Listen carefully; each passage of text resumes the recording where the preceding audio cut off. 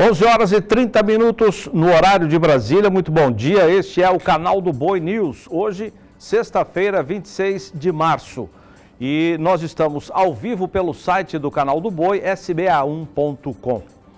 O governo de São Paulo e o Instituto Butantan anunciaram agora pela manhã uma vacina contra a Covid-19 100% desenvolvida por pesquisadores do Instituto. Em lançamento na capital paulista, o governo comunicou que pedirá ainda hoje autorização da Anvisa para a realização de testes clínicos. O diretor do Butantan, Dimas Covas, disse que após a liberação, a produção em escala deverá ter início até 2 meses e meio após o aval da agência. Batizada de Butanvac, o imunizante foi desenvolvido pelo Instituto, que encabeça um consórcio internacional do qual é o principal produtor, com 85% da capacidade total de fornecimento. Os insumos para a nova vacina serão produzidos aqui no Brasil, sem necessidade de importação, como ocorre com a Coronavac, também do Butantan. Durante o lançamento, o Instituto informou que o objetivo é ter 40 milhões de doses prontas até o fim de 2021, para distribuição nacional já a partir de julho, considerando-se, claro, a liberação da Anvisa para os testes clínicos. A produção da nova vacina, segundo o Instituto, não interromperá o cronograma de fabricação da Coronavac. Começa hoje na capital de São Paulo a antecipação de feriados, que essa antecipação reduz as atividades na capital paulista. Ao vivo da BBM, Bolsa Brasileira de Mercadorias, as informações com Walter Pulga Júnior. Bom dia, Pulga. Bom dia a você, bom dia a todos. Olha, o que ocorre em São Paulo a partir desta sexta-feira é um feriadão prolongado, emendado com 2 fins de semana, e o que ocorre é que há uma paralisação em toda a grande São Paulo, na medida em que alguns prefeitos da região também aderiram a esse feriadão prolongado. O que ocorre é que apenas os bancos trabalharão no sistema digital, mas as contas vencidas nesse período serão respeitadas os seus prazos, e a Bolsa também vai trabalhar, viu, Zaidan? Portanto, não há mudanças drásticas no mercado financeiro. Lógico, não é a mesma coisa, o mercado está fechado, as casas comerciais, restaurantes fecharam as portas, os shoppings operam apenas se tem serviços essenciais. Resumindo, vir para São Paulo nos próximos 10 dias é encontrar dificuldade para realizar as coisas. Agora, tem uma notícia positiva, né? O que ocorre no mercado é que o índice Bovespa vem em alta, né? O índice Bovespa, a Bolsa, agora há pouco, ampliava a recuperação, esticava ganhos da véspera em busca de zerar as perdas aí, de pouco mais de 2%, né? Bom, a nossa Bolsa também vem um estímulo do anúncio da perspectiva do Brasil próxima, e a alta é de 24%, você terá detalhes sobre isso já no Agricultura BR. Passamos já dos 115 mil pontos, o mercado reage positivamente ao anúncio dessa nova vacina. Zaidan, é com você. Obrigado, Pulga. O presidente do Senado, Rodrigo Pacheco, dos Democratas de Minas Gerais, convocou os 26 governadores, além do Distrito Federal, para participar da primeira reunião do Comitê de Crise de Combate à Covid-19 aqui no Brasil. Ao vivo de Brasília, a participação de Berenice Leite. Bom dia, Berenice. Bom dia, Zaidan, e a todos que nos acompanham aqui em Brasília. A reunião acontece por videoconferência e é o primeiro encontro entre os chefes do Executivo e do Senado depois da criação desse Comitê de Crise de Enfrentamento à Pandemia. A intenção é unir os chefes dos 3 poderes para que sejam tomadas medidas de combate à doença. Na pauta de hoje, questões como aquisição de mais insumos, vacinas, oxigênio, leitos de UTI, tanto na rede privada quanto particular.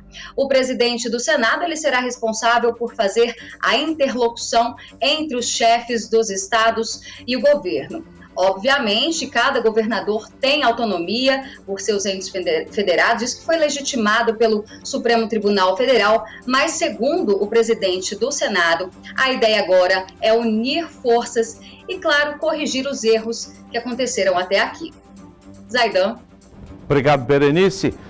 Um estudo do Senar de Mato Grosso do Sul mostra que na Semana Santa os piscicultores atendidos pela assistência técnica terão um incremento nas vendas de mais de 140% na comparação com a comercialização no ano passado.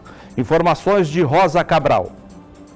A Semana Santa, considerada o Natal gordo para o produtor de peixe, é atraente e positiva para o Mato Grosso do Sul. Um levantamento realizado pelo Senar MS diz que nas propriedades atendidas pela assistência técnica deve ser de 73 toneladas de peixe no período, aumento de 143% comparado às 30 toneladas do ano passado. O cálculo é feito junto a produtores rurais que recebem o suporte técnico da instituição. Isso baseado na quantidade de peixes com peso médio de 900 gramas. Lembrando que a unidade está pronta para o mercado com média de 1,5 kg, quando é ideal para o consumo. Obrigado, Rosa.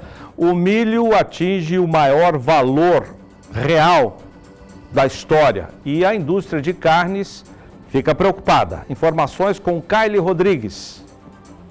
O milho é o principal insumo das agroindústrias que transformam a proteína vegetal em proteína animal. Sua escassez ou supervalorização em razão das imensas quantidades necessárias pode desequilibrar algumas das mais longas e complexas cadeias produtivas, como a avicultura e a suinocultura. Nesse cenário atual, o milho está escasso em Santa Catarina, no Brasil e no mundo. Atingiu o maior valor da história e colocou em alerta todo o setor. A dimensão do problema pode ser avaliada pelo fato de Santa Catarina, por exemplo, necessitar de cerca de 19 mil toneladas de milho por dia. O milho representa pelo menos 50% dos custos de produção de aves e suínos. O custo final pode elevar-se em 25%. Somam-se a isso os aumentos do farelo de soja, da energia elétrica, dos combustíveis. Obrigado, Kylie.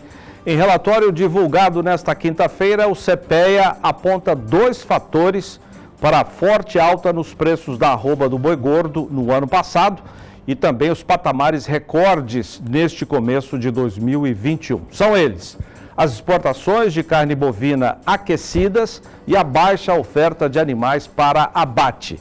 O indicador CPEA do boi gordo fechou ontem a R$ 315,80, alta de 1,6% no dia e de 4,17% até agora em março. Essa cotação também foi registrada hoje no balizador de preços do GPB da Tagro, que é alimentado de informações passadas pelos pecuaristas que fizeram negócio com a indústria.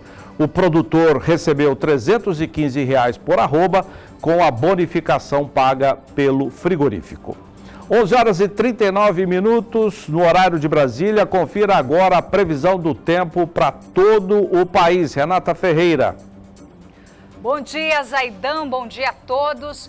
Eu já começo mostrando aqui imagens de satélite, nuvens mais carregadas e também concentradas na faixa norte do país. E apesar dos volumes de chuva serem elevados, em alguns pontos, passando aí dos 60 milímetros nos próximos dias, o maior prejuízo no agronegócio ocorre com a lentidão nas atividades portuárias de São Luís e também Miritituba, e também o escoamento pelas vias e rodovias, por vezes aí inundadas por conta das chuvas.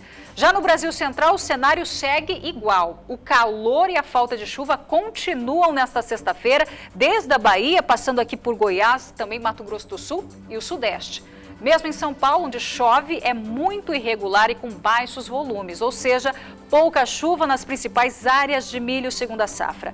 A umidade do solo está baixa em boa parte das regiões, onde predomina aqui o tempo seco, com níveis muito abaixo do ideal no interior paulista, com tendência ainda de redução ainda maior em função aí de um bloqueio atmosférico.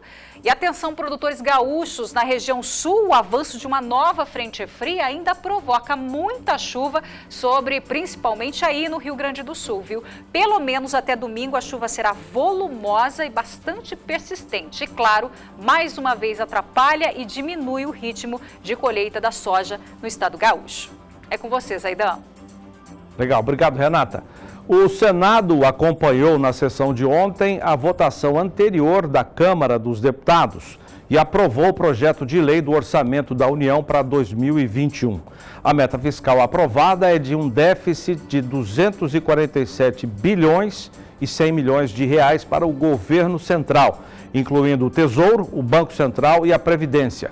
A estimativa das receitas ficou em 4 trilhões 324 bilhões de reais, ou seja, um acréscimo de 32 bilhões e 200 milhões de reais em relação ao original apresentado pelo Executivo. Agora o texto segue para a sanção do presidente Jair Bolsonaro. A pandemia tem gerado mudanças de comportamento de consumo e novos hábitos alimentares no mundo. E o mel, por ser um produto saudável, é recomendado para melhorar as condições respiratórias das pessoas. As exportações do alimento cresceram. De Sinop, informações com Valdir Pacheco. Desde 2016, as exportações de mel têm registrado um crescimento ano a ano. Ao todo, em 2020, foram exportadas mais de 45 mil toneladas. Se comparado ao ano de 2019, teve um aumento de quase 51%, chegando a mais de 30 mil toneladas e um faturamento de mais de 98 milhões de dólares. Atualmente, o maior importador de mel disparadamente são os Estados Unidos, considerado o maior parceiro comercial, responsável no ano passado por 75% das embarcações, chegando a mais de 34 mil toneladas, seguido pela Alemanha, com 12%, com mais de 5 mil toneladas, Canadá, 4%, com 1.700 toneladas e outros países da Europa. O mel, por ser um produto saudável e muito indicado para melhorar as condições respiratórias, faz parte de muitas refeições internacionais, principalmente nesta fase com a pandemia, que teve um aumento da demanda. Obrigado, Pacheco.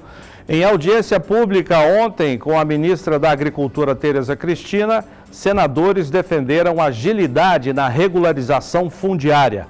Ao vivo, as informações de José Cunha. Bom dia, Zé.